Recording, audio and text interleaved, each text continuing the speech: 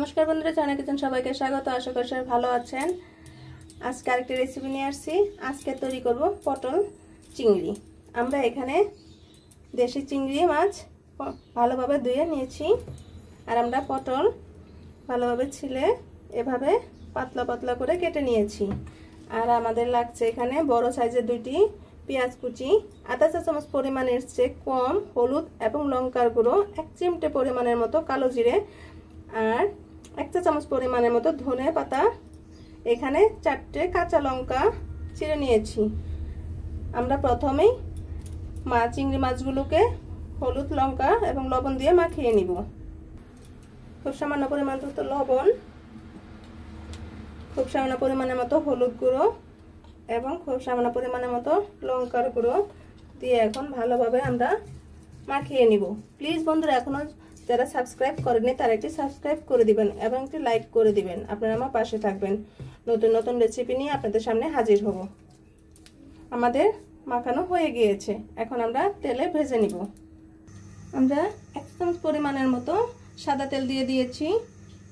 এখন আমরা চিংড়ি মাছগুলো এর মাঝে দিয়ে দিব। আমরা এখন চিংড়ি মাছগুলো ভাজা ভাজা হয়ে গেছে। এখন এর মাঝেই আমরা পেঁয়াজ কুচিগুলো এবং কাঁচা লঙ্কা এবং 1 চিমটে পরিমাণের মতো আমরা কালো জিরে দিয়ে দিব। এত টেস্ট হয়, আপনি না খেলে বুঝতেই পারবেন না, এত কম মশলা দিয়ে। আমাদের পেঁয়াজ কুচিগুলো নরম হয়ে গিয়েছে। এখন আমরা লঙ্কার গুঁড়ো এবং হলুদ গুঁড়ো দিয়ে দিব। আপনারা অবশ্যই হলুদের গুঁড়াটা একটু কম দিবেন, তাহলে টেস্টটা আরও বেড়ে যায়। বেশি করে দিলে হলুদের একটা গন্ধ আসবে, সেটা ভালো লাগবে না খেতে। এখন প্রয়োজন মতো লবণ দিয়ে দিব। এখন ভালোভাবে মশলাটা কষিয়ে নিতে হবে চিংড়ি মাছের সাথে। আমাদের মশলাটা কষানো হয়ে গিয়েছে। এখন আমরা পটলগুলো দিয়ে দিব। খুব সামান্য পরিমাণের মতো একটু জল দিয়ে দিব।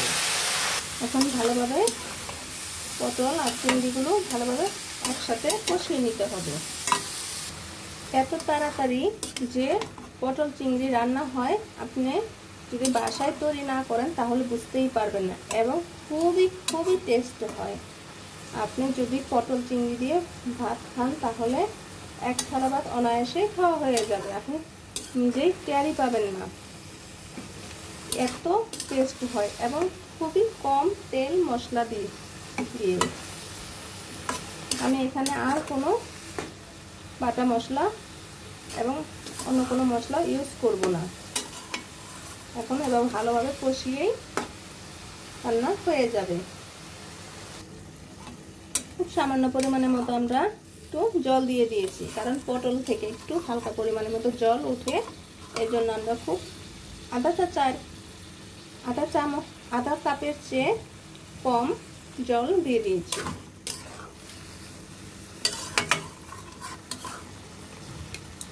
প্লিজ বন্ধুরা, এখনো যারা আপনারা কমেন্টস করে জানাবেন, তারা প্লিজ একটি কমেন্টস করে জানাবেন তরকারিটি কেমন হলো পটল চিংড়ি। দেখেন বন্ধুরা, আমাদের তরকারিটি কিন্তু হয়ে গিয়েছে প্রায়। এখন আমরা ধনেপাতা কুচিগুলো দিয়ে দিব।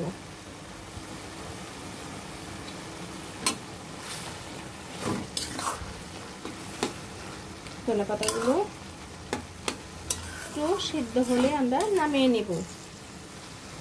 আমাদের তরকারিটি হয়ে গিয়েছে, এখন আমরা নামিয়ে নিব।